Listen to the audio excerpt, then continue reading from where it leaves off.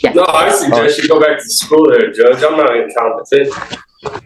Okay. Thank you. The letter, or do you? I'll do that this summer. All right. Thank you, Mr. Haft. If you're going to send me away to the jail, you remember my cousin Vinny? He went in the school bus. I want the school bus. Okay. All right. Court does call the case of the people of the state of Michigan versus Robert Haft. Good morning, Your Honor. Amy Reisler, appearing on behalf of the people. Assistant Public Defender Hannah Apple, appearing on behalf of Mr. Huff. Mr. Huff, can you state your name for the record? We are getting him right now. We're not able to do it. Hey, Robert, I got two for us. Thing real quick. Yeah. I don't think this applies to me. Is that Mr. Haft? Yep. All right. Defendant is present. Go ahead. Your Honor, I received a report stating that Mr. Huff was incompetent and not restorable within the time frame. I would stipulate to the court and did prepare an order to the court for signature regarding that. And is not restorable. It's not restorable. All right. Any response from the people? No, Your Honor, I am not able to get into the county system this morning, but I would not dispute Ms. Apple's representation. Right out of the gate, this case takes an unexpected turn. Being declared incompetent to stand trial doesn't mean a defendant is innocent or guilty. It means the court has determined they currently can't meaningfully participate in their own defense. That's a major legal distinction, and it completely changes what happens next. That is what the report reads. The defendant is found incompetent. How are the people going to proceed? So there's an option on there that we file a petition, and so I need to review the file to see if we will file a petition for commitment. All right. So what I will do is I think check it and we'll get it filed. all right. Well, the question is whether I set a new date so that we review it. Otherwise, it's just going to sit there if something falls through the cracks. So why don't how long will that take you think? Excuse me? Yes. Hi. Sorry, I work here in the court office where Mr. Heft is hospitalized. I just want to let you know we have already completed the petition and certs to probate him. So it's already been completed with Washtenaw Probate Court. Oh, fantastic. Then my office won't file a petition. Thank you. All right. Then what I'm going to do is I'm just going to find him incompetent and we'll continue. And you'll have to at some point send a nollie processor. Yes. No, I suggest you go back to school there, Judge. I'm not incompetent. Okay. Thank you. The letter, or do you? I'll do that this summer. All right. Thank you, Mr. Haft. Court does call the case. The people versus Andrew Cooper.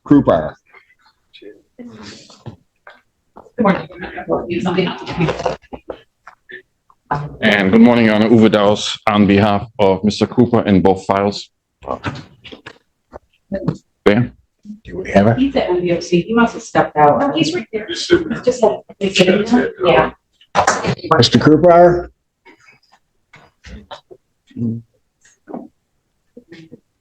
See him listed, but not in the room. There? Yeah. My label is just covering that. Mr. Cooper?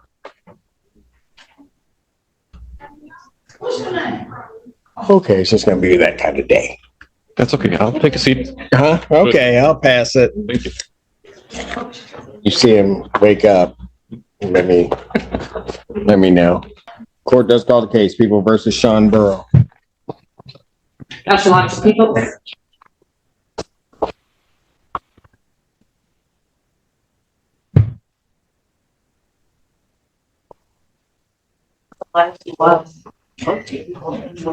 You have a wad? I have a early. Would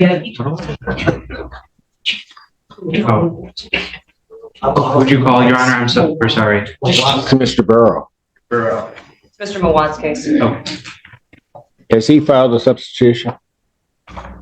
I know we were out to have him this morning. We. Is he intending on joining us? He wasn't here early. Sorry, Judge. It's okay. Everybody was pleased with waiting. Well, if you're going to send me away to the jail, you remember my cousin Vinny? He went in the school bus. I want the school bus. So. Okay.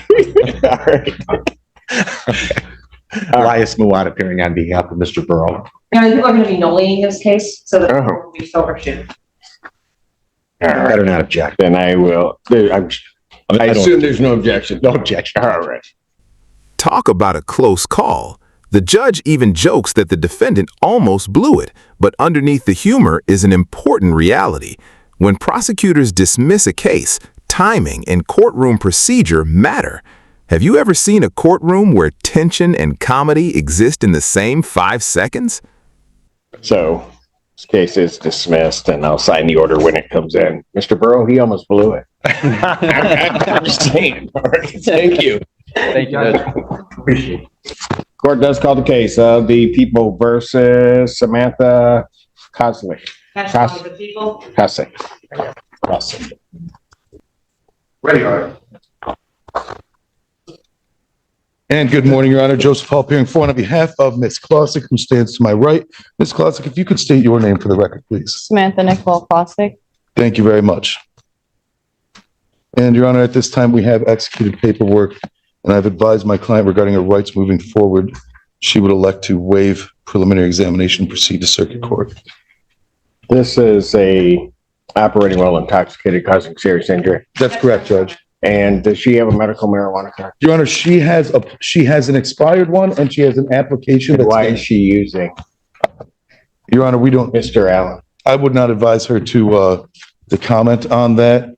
But Your Honor, she does have a doctor who has certified, who has executed the appropriate paperwork, which is sent to the state. We believe that card is in the mail. I didn't hear the court's answer, sir. When was that done? That was done immediately after she exited Maple Grove, Judge.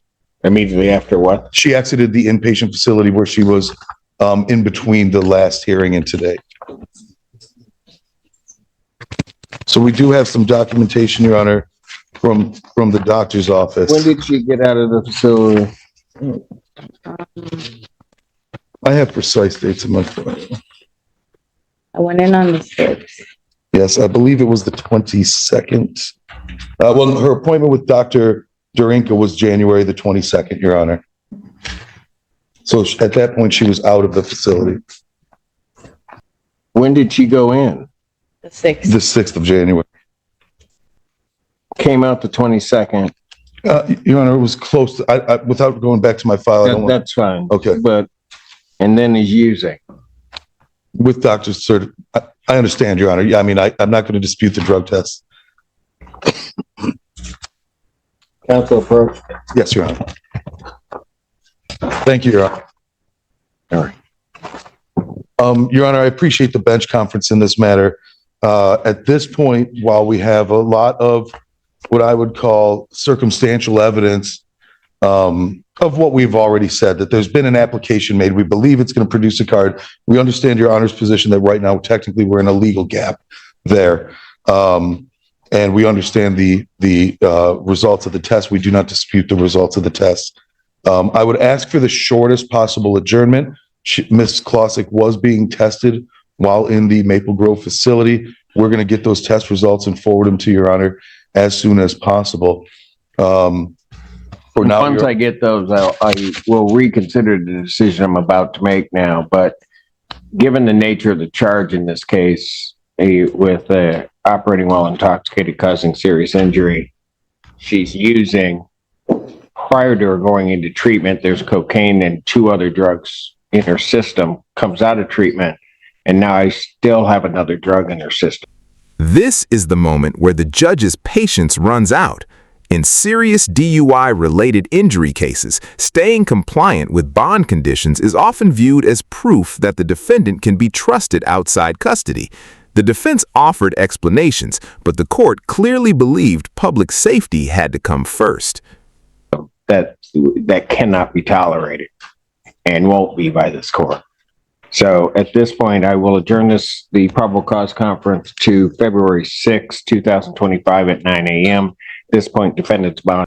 That's one of the most significant rulings you'll hear in a pretrial hearing. Bond revocation means the defendant loses the privilege of remaining free while the case moves forward. Were you the judge? Would you have given one more chance or made the exact same decision? Is revoked. Things just escalated dramatically. Up until this point, the defense had been trying to explain the defendant's continued drug use as part of a medical treatment situation, but the judge wasn't buying it. In a case involving an alleged intoxicated driving crash that caused serious injury, judges tend to have very little tolerance for any ongoing substance use while a defendant is out on bond. That's why bond revocation is such a serious moment. It means the court believes the existing conditions are no longer enough to protect the public or ensure compliance. What do you think? Should someone facing these allegations get another chance while awaiting trial, or did the judge make the only reasonable call here? Defendant's remanded. And Your Honor, one more point. I do have a letter from her medical doctor regarding her future testing, stating the basis for a recommendation of swab testing. I can provide that to both Sister Counsel and Your Honor for when eventually she is released, and we're going to. Well, if you hold on to that, then I'll certainly address it next week. I'll send this with the test results, Judge, to all parties. That'll work. Thank you, Your Honor. All right, thank you.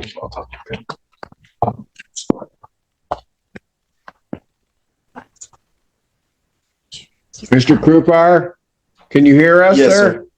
Oh, okay, Yes. now you can hear us. All right. Court does recall the cases of the people versus Andrew Krupar. Uwe Daus on behalf of Mr. Cooper on both files. Thank you for recalling it. All right. You're requesting an adjournment? Yes, please, on both files for discovery on each. There's not much on the file ending in 1221, only one item essentially, but on the other one, I think I expect a large number of items still to come in discovery. All right. He's not close to being let out or anything at this point. No, minimum term of 28 months, and he's maybe 2 or 3 months into that. All right. Probable cause conference, I'll adjourn to February 20th, 2025. 9 a.m. We had one item of housekeeping. I think on the file 1221, Mr. Cooper had been referred to community corrections. We keep getting reminders that he's not in compliance with that. We wonder if that referral could be removed, given his prison term. Okay. I don't know why they're sending reminders. That's not our process, but I mean, nothing's going to happen, the standard condition, because they don't know if he's going to be released. So it's in there, but you'll have to deal with community corrections, let them know where he is. I think we did that. Yeah. Bond will continue. Very good. Thank you. Thank you. This next exchange is a reminder of how different criminal cases can look depending on the defendant's circumstances. Notice that the court isn't focusing on guilt or innocence here. It's dealing with procedure, scheduling, and supervision, while another sentence is already being served. The defense successfully points out that community corrections reminders don't make much sense if the defendant is currently incarcerated. It's a small issue on paper, but these details matter because they can create confusion and unnecessary violations. Courtrooms aren't always about dramatic verdicts. Sometimes they're about making sure the system itself is operating fairly and logically. Notice the strategy here. The defendant is entering a no contest plea instead of admitting guilt outright. In many situations, defendants choose this route because it resolves the criminal case while potentially limiting the impact on related civil lawsuits. It's a subtle but important legal move. That's called the case of the people versus Jeremiah Driscoll. Is that on behalf of the people?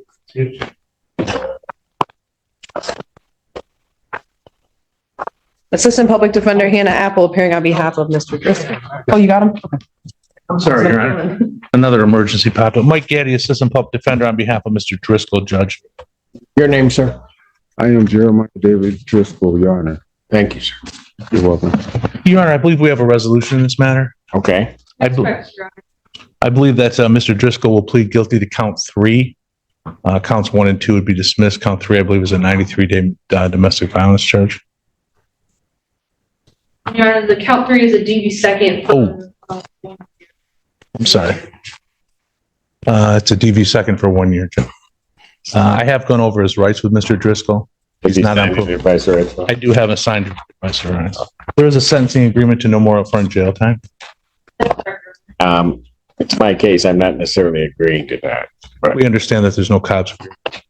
I have gone over his rights with him. He doesn't have any questions. There's no PDA issues. He's not on probation or parole. and he's pleading now, No contest. We have submitted the police report. and I have read it. Okay, and the reason being a potential civil liability. What makes this hearing fascinating is how differently each defendant's situation was handled. One case paused because of competency, another was dismissed, another resulted in jail after bond revocation, and this one moves towards sentencing with bond still intact. Same courtroom, same judge, but completely different outcomes based on the facts. Which decision surprised you the most? May I have him sworn? Raise your right hand. Do you solemnly swear and affirm the testimony you're about to give will be the truth, the whole truth, and nothing but the truth, so help you God? Yes, Your Honor. State your name. Jeremiah David Driscoll. All right, you can put your hand down. Sir, it is this court's understanding that you are going to plead no contest to the charge of domestic violence second offense. Yes, Your Honor. That is a misdemeanor punishable by up to 1 year incarceration or $1,000 fine plus court costs. Do you understand that? Yes, Your Honor. All right. Do you understand what a no contest plea is? Yes, Your Honor. All right. Two things about it I have to make sure that you understand. First thing you need to understand is that first of all means that you're not further desirous or wanting to contest this charge. You understand that? Yes, Your Honor. Second thing you need to understand is that for purposes of sentencing, the court's going to treat you the same as though you had pled guilty. You understand that? Yes, Your Honor. Still wish to plead no contest? Yes, Your Honor. And to that charge, how do you plead? No contest, Your Honor. Now, you understand that by pleading no contest, you will not have a trial of any kind. Yes, Your Honor. You signed an advice of rights form, is that correct? Yes, Your Honor. Any question regarding any of those rights? Oh, Your Honor. Please look at paragraph 5 on that form. Those are your rights which are part of a trial. You understand that by pleading no contest, you're giving up those rights as well as all the rights on that form. Okay. Thank you, Your Honor. I'm sorry, I didn't hear your response. Oh, yes, Your Honor. You understand you're giving up your right to appeal of right. Yes, Your Honor. Are you on probation or parole? No, Your Honor. Has anybody promised you anything other than what's been stated here today on the record to get you to plead no contest? No, Your Honor. Anybody threaten you or coerce you? No, Your Honor. You're doing this voluntarily Yes, Your Honor. and of your own free will. Yes, Your Honor. All right. Court has been provided and has reviewed Pittsfield Township Department of Public Safety report for their case number 2558. Any objections to the court having reviewed that report? Not from the people, Your Honor. No, they're not from defense, Judge. And you stipulate to the prior? Yes, Judge. All right, very good. Based upon a review of the report, the court does find that there's a sufficient factual basis in which the court could determine the defendant's guilt of this offense. Counsel, have I complied with the court rule?